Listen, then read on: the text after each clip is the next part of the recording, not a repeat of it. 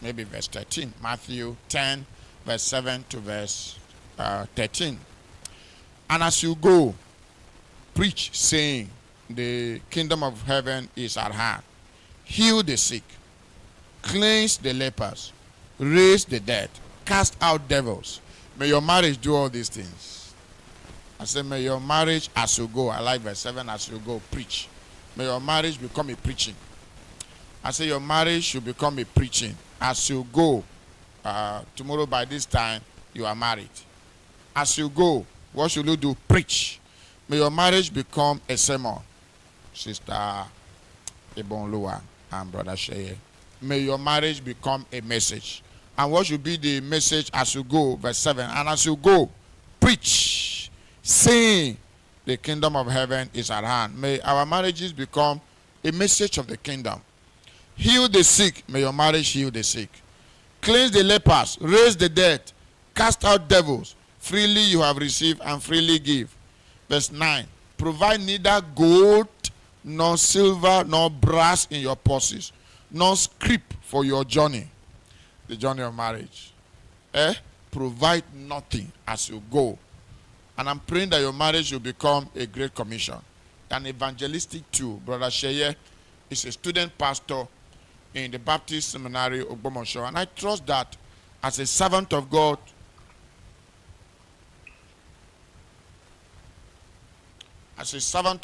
on the pulpit, you will understand even much, much, much better than I am presenting this to you today. As you go, as you step out in your marriage, verse 9 says, provide neither gold, nor silver, nor brass in your purse, nor scrip for your journey. Don't worry about this journey.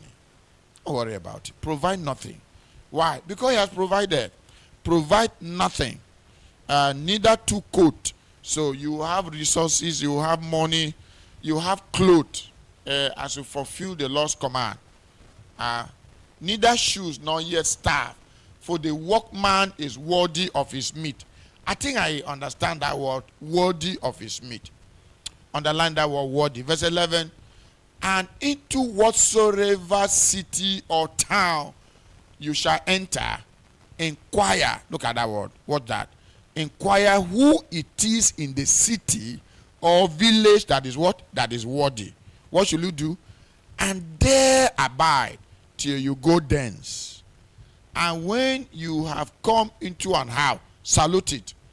And if the house be worthy, underline that word worthy in verse 10, the word worthy in verse 11, the word worthy in verse 13. I read verse 13 to your hearing again. And if the house be worthy, let your peace come upon it. But if it be not worthy, what shall you do? Let your peace return to you. Hallelujah. May the Lord bless the reading of his word to our spirit as we just pray for our brother and our sister. I like to say, like I've said, Brother Timothy Sheye is a student pastor, and it's very obvious that Sister Ebon is Pastor Mrs., whether she likes it or not. Even though she is one of the staff of our prestigious Bible college, she's laboring in the front desk. She might now need to enroll into the Bible school in order to enhance her chances in the days to come.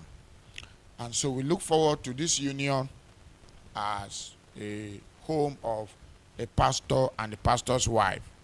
And so it is on that basis I'm bringing this charge to Brother Timothy and Sister Ebonlua. Sister Ebonlua, you need to take note of some of the things I'll be saying. We have put you through discipleship, and we trust that all that you have learned, and together with the pastor, that you are coming into the marriage together, you will make God proud. And we are standing by you and standing with you in all that must be done and all that should be done, so that all that must be done and should be done will be done as it ought to be done. Amen. What is the message here that I just want to share briefly? addition to the hymns and all that have been said.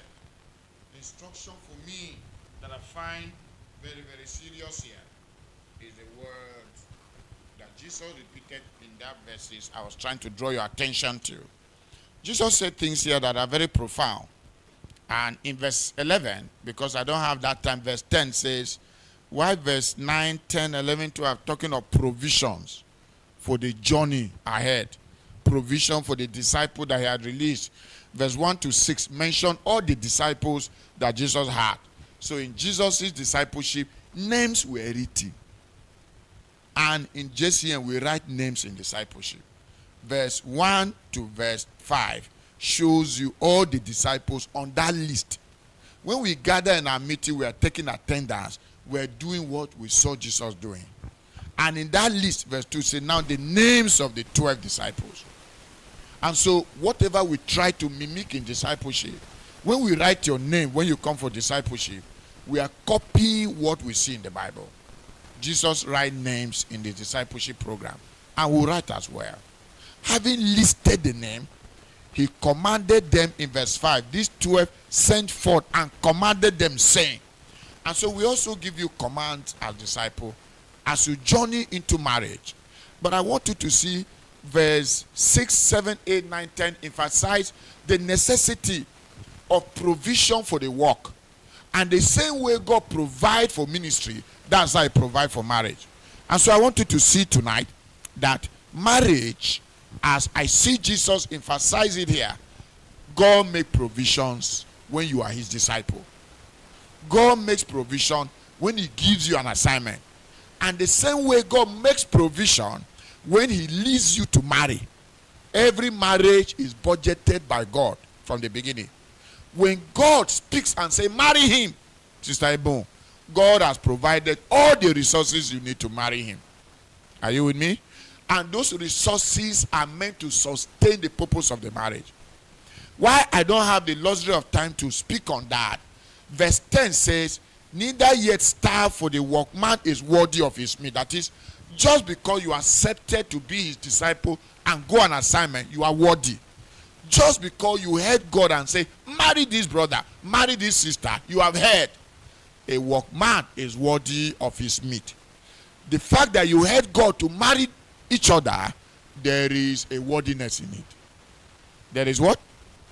A worthiness. And so my charge for you as you go into marriage is seeking for a worthy marriage for the king.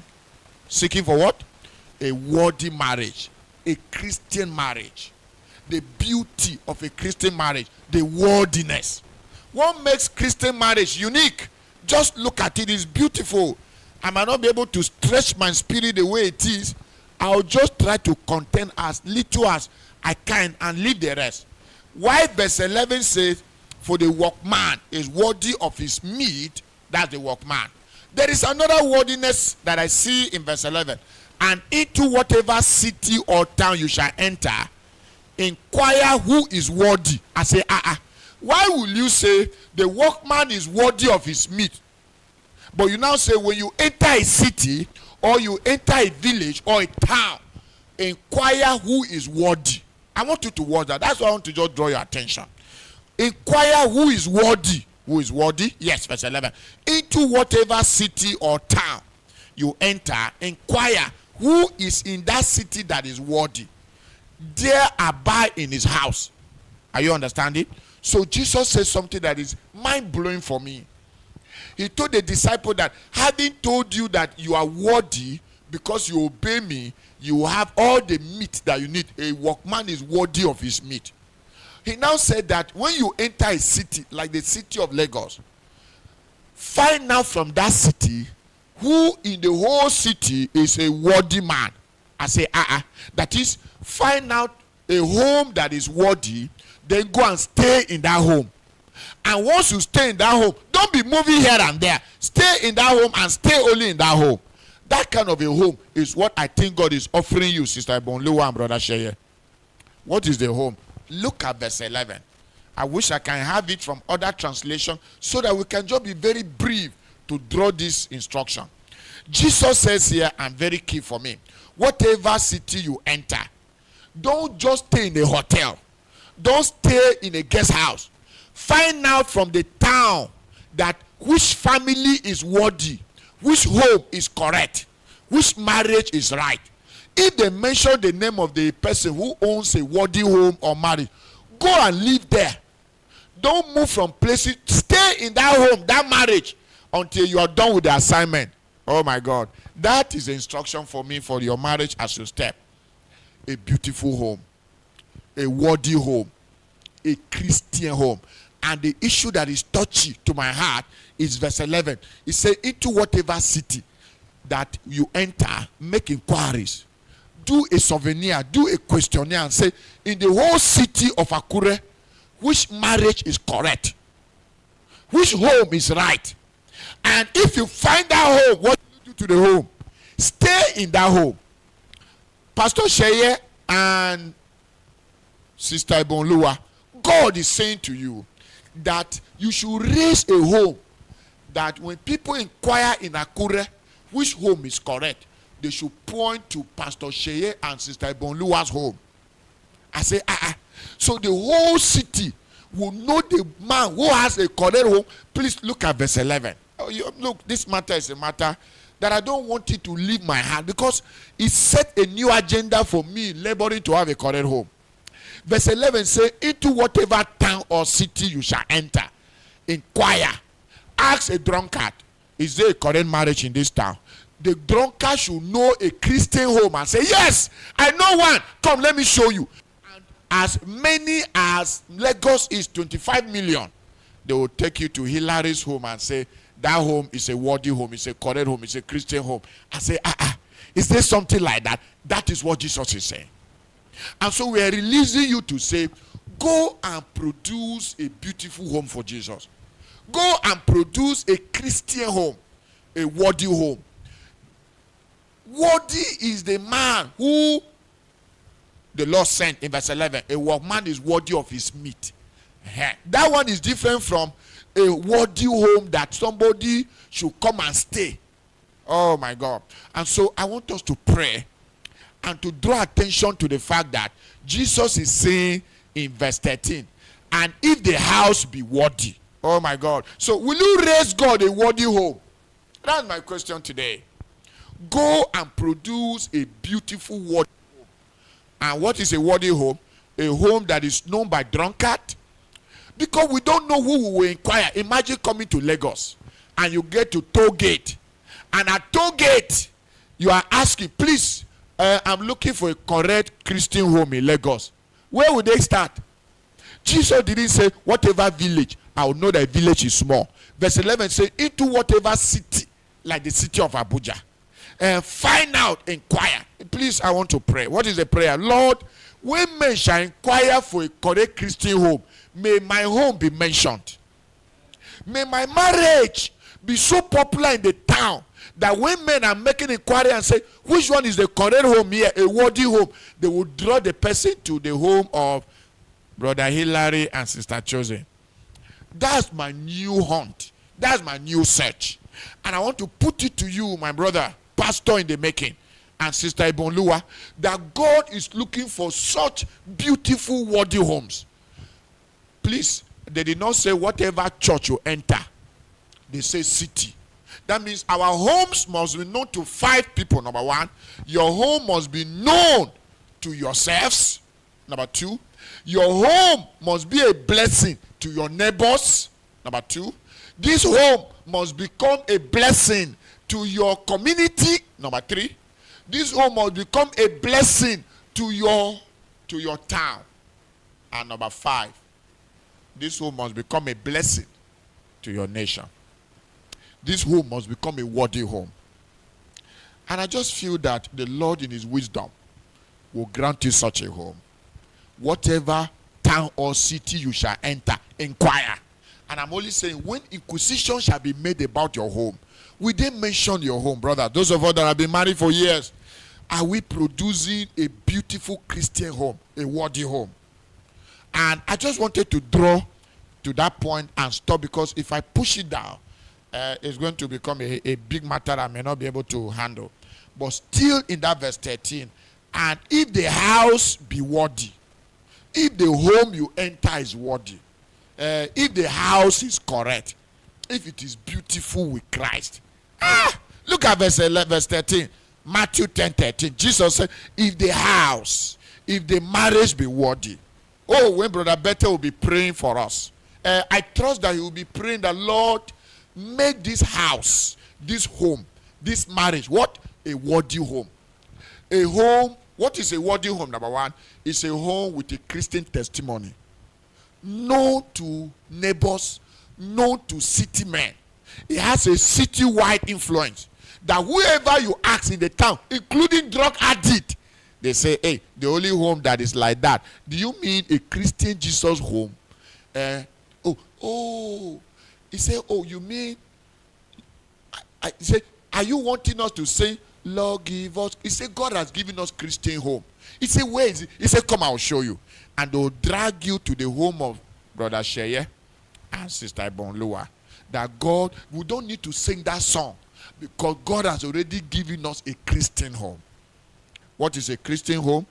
A Christian home is a home that has a city-wide testimony that anybody you ask in the city. Hey, brothers who are single, can you trust God for such a home? Those of us that are married, can we trust God that when inquisition shall be made about your home, it is that if the house be worthy, people will be coming to your home, and it become a lodging. Number one, I said a worthy home is a home that has a city-wide testimony. Number two, it's a home that anybody you inquire, anybody you inquire knows the home. Number three, it is a home that houses a house. You see, when Sister Chosen was saying those statements before she sang the hymn, that she wanted a home where people can feel free. It's a worthy home. Are you understanding? You see that they say any home that is like that, the apostle should stay there. They should not. So a worthy home is a home that